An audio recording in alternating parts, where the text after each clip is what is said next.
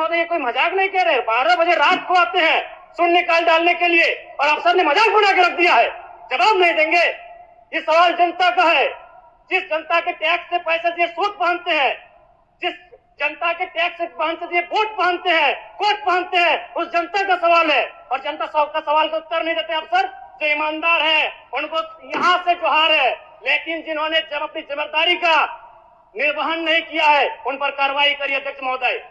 और बिल्कुल बड़े शर्म और दुर्भाग्य की बात है कि जिस राज्य का युवा, जिस राज्य का भविष्य स्कॉलरशिप नहीं मिलने से परेशान है, हताश है, उस राज्य के विधायक 4 करोड़ 32 लाख के आवास में रहेंगे। ये कितना बड़ा दुर्भाग्य की बात है।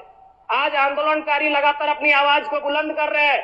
जिन्होंने अपने लहू से इस राज्य को सींचा, अपने खून से इस राज्य को बनाया, आज जो 3,500 का पेंशन प्राप्त कर रहे हैं, और जिस राज्य के मंत्री 6 करोड़ के आवास में रहेंगे और उस राज्य के आंदोलनकारी सम्मान नहीं पाएंगे जिन्होंने लहू से राज्य बनाया है, ये अभी दुर्भाग्य का विषय। अध्यक्ष महोदय, अगर बालू की बात करें तो वो तो सरेआम है, सब अपनी आंखों से देखते हैं।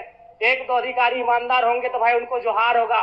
बाकी अगर कोई भी बालू ट्रैक्टर, विशेषकर ट्रैक्टर से बालू की ढुलाई होती है तो हमें लगता है एक बालू गाड़ी 3-4 थाना क्षेत्रों से पार होता है और कोई थाना प्रभारी ऐसा नहीं है जिसका मंथली पर महीने का इनकम 3 लाख से 5 लाख रुपए केवल अवैध बालू से हो रहा है। अतः सरकार को मैं मानता हूं कि सरकार का खजाना खाली है, तो खाली है तो इस प्रकार अगर लूट की छूट होगी, जो सरकार के खजाना में आना चाहिए था वो थाना प्रभारी के जेब में जाएगा, वो पदाधिकारियों की जेब में जाएगा। तो इसी प्रकार हम लोग छात्रों से कलेक्शन करेंगे। अध्यक्ष महोदय, प्रत्येक दिन झारखंड राज्य में 1000 अवैध गाड़ियों का निकासी होता है। यदि एक कोयले की गाड़ी में 50 टन कोयला मान ले और 1 टन का मूल्य अगर 5,000 रुपए मान ले तो 25 करोड़ रुपए एक दिन का होता है। अगर 365 से गुना करते हैं तो 9,125 करोड़ रुपए होता है अध्यक्ष महोदय, यानी लगभग 9,000 करोड़ रुपए, जो कि आपके अनुपूरक बजट से ज्यादा होता है। यानी कोयलांचल से इतनी अवैध मात्रा में कोयला का कारोबार हो रहा है, अगर उस पर सरकार नियंत्रण कर ले तो आपका एक अनुपूरक बजट के बराबर वो राशि होती है, वो राजस्व आपको फायदा होगा। के पक्ष में मेरा सवाल बजट बनाने की प्रक्रिया पर है। जब विभागों ने 13,400 करोड़ रुपए का मांग किया है तो फिर मात्र 7,721 करोड़ का बजट क्यों लाया गया? सबसे बड़ी बात, 8 महीना बीत जाने के बाद भी मात्र 42% राशि खर्च हो पाया है, तो फिर अनुपूरक बजट की आवश्यकता ही क्यों? और कहीं ऐसा सच तो नहीं कि सरकार का खजाना खाली है? और यदि सरकार का खजाना खाली है तो सरकार राजस्व प्राप्त करने के लिए क्या कर रही है? अध्यक्ष महोदय, जमीन की रजिस्ट्री में करोड़ों अरबों का राजस्व हानि हो रहा है। किसी जमीन की कीमत यदि 1 करोड़ होता है तो कागज में दिखाया जाता है 25 लाख। सरकार को राजस्व मिलता है 25 लाख पर और काला धन का इस्तेमाल होता है 75 लाख पर। महोदय, अगर मेरी बात पर आपको संदेह है तो किसी भी इस राज्य में अगर किसी भी बड़ा भूखंड, एकड़ों का भूखंड अगर उसका खरीद बिक्री हुआ है तो आप उसकी एसीबी के माध्यम से जांच करवा ले, दूध का दूध और पानी का पानी हो जाएगा। और चोरी साफ नजर आया है अध्यक्ष महोदय, कई आईएएस अधिकारी जेल की यात्रा कर चुके हैं।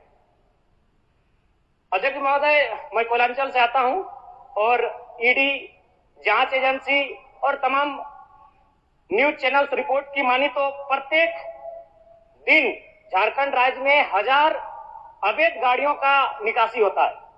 यदि एक कोयले की गाड़ी में 50 टन कोयला मान ले और 1 टन का मूल्य अगर 5,000 रुपए मान ले तो 25 करोड़ रुपए एक दिन का होता है।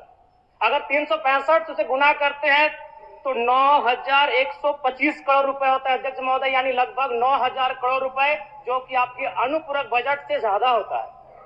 यानी कोयलांचल से इतनी अवैध मात्रा में कोयला का कारोबार हो रहा है, अगर उस पर सरकार नियंत्रण कर ले तो आपका एक अनुपूरक बजट के बराबर वो राशि होती है, वो राजस्व आपको फायदा होगा। अध्यक्ष महोदय, अगर बालू की बात करें तो वो तो सरेआम है, सब अपनी आंखों से देखते हैं। 1-2 अधिकारी ईमानदार होंगे तो भाई उनको जोहार होगा।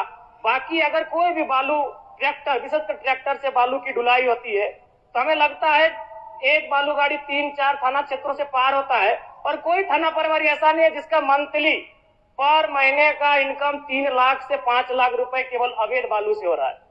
अतः सरकार को मैं मानता हूं कि सरकार का खजाना खाली है, तो खाली है तो इस प्रकार अगर लूट की छूट होगी, जो सरकार के खजाना में आना चाहिए था वो थाना प्रभारी के जेब में जाएगा, वो पदाधिकारियों की जेब में जाएगा। तो इसी प्रकार हम लोग छात्रों से कलेक्शन करेंगे अध्यक्ष महोदय। अब इसको भी झूठ मत कहिएगा, अखबार में दिया था कि जैक ने 35% 10th और इंटर का शुल्क बढ़ाया। मैट्रिक का शुल्क था 980, शुल्क कर दिया गया 1180। इंटर का शुल्क था 1100, शुल्क कर दिया गया 1400। मैं तो सबसे पहले कहूंगा कि जो शुल्क पुराना था अविलंब शुल्क बढ़ोतरी पर रोक लगाया जाए। अध्यक्ष महोदय, आज छात्रवृत्ति नहीं मिला है छात्रों को। आज राज्य सरकार और केंद्र पक्ष वाले यानी विपक्ष वाले एक दूसरे पे दोषारोपण कर रहे हैं। इस दोषारोपण के बीच इस राज्य का भविष्य क्यों उलझेगा अध्यक्ष महोदय? आज 2 वर्षों से छात्रवृत्ति नहीं मिल पाई है, इसका निराकरण होना चाहिए। और बिल्कुल बड़े शर्म और दुर्भाग्य की बात है कि जिस राज्य का युवा, जिस राज्य का भविष्य स्कॉलरशिप नहीं मिलने से परेशान है, हताश है, उस राज्य के विधायक 4 करोड़ 32 लाख के आवास में रहेंगे। ये कितना बड़ा दुर्भाग्य की बात है। आज आंदोलनकारी लगातार अपनी आवाज को बुलंद कर रहे हैं, जिन्होंने अपने लहू से इस राज्य को सींचा, अपने खून से इस राज्य को बनाया। आज जो 3,500 का पेंशन प्राप्त कर रहे हैं, और जिस राज्य के मंत्री 6 करोड़ के आवास में रहेंगे और उस राज्य के आंदोलनकारी सम्मान नहीं पाएंगे जिन्होंने लहू से राज्य बनाया है, यह अभी दुर्भाग्य का विषय। अध्यक्ष महोदय, अध्यक्ष महोदय, चाहे मान्य सदस्य सबको एक्स्ट्रा टाइम मिला, इसमें संक्षिप्त करिए आप। चलिए ठीक है। अध्यक्ष महोदय, बड़े सौभाग्य से हम 2 मंत्रियों के बीच में आते हैं। 32 और 34 दोनों साथ बैठे हैं, हमेशा यही साथ बैठे, हमारी शुभकामनाएं। एक ही कुर्सी में बैठे हैं और दोनों के बीच हम आते हैं 33। एक बार भी मंत्री महोदय मेरे विधानसभा में गए नहीं। क्यों नहीं गए? योजना ही नहीं है, इनका दोष नहीं है। मेरे विधानसभा में कोई नई योजना, किसी के विधानसभा में मंत्री पद का कार्य क्या है? सिर्फ अपना विधानसभा नहीं होता है, कम से कम साल भर हो चुका है। एक विधानसभा तो इनको विजिट करना चाहिए था, अपने पड़ोस के जिले को तो विजिट करना चाहिए था। तो ये तो सच्चाई है अध्यक्ष महोदय। दूसरी बात, आलिम फाजिल की परीक्षा जैक द्वारा संचालित होती है, किंतु वर्तमान में सहायक आचार्य की नियुक्ति में प्रमाण पत्र की वैधता को खत्म कर दिया गया है।